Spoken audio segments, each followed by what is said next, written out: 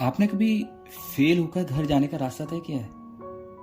अगर नहीं किया तो आप भाग्यशाली हैं। अगर किया है तो आप मिडिल क्लास परिवार से ही होंगे।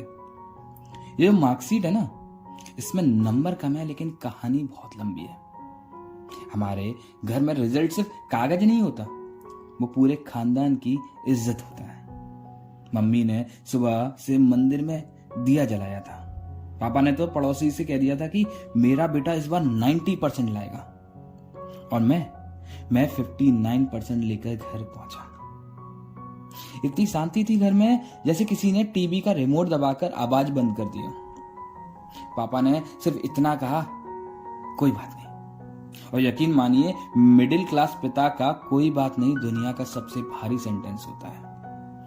उस दिन मैंने पहली बार पापा के हाथों की झुर्रियां देखी। पहली बार समझ आया कि उनकी चप्पल क्यों घिसी हुई होती है। पहली बार महसूस हुआ कि वो नया फोन क्यों नहीं लेते, क्योंकि उनके सपने मेरी मार्कशीट में रहते हैं। उस रात में सोया नहीं।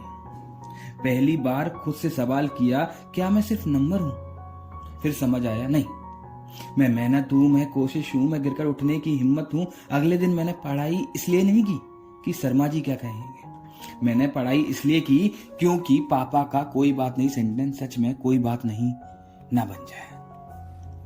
और सुनिए, मैं टॉपर नहीं बना, पर मैं फेल भी नहीं रहा। मैंने सीखा, सफलता रिजल्ट नहीं, दिशा बदलने का संकेत है। हम मिडिल क्लास लोगों में बड़े सपने तो देखते हैं, पर हमें सिखाया जाता है पैर जमीन पर रखो।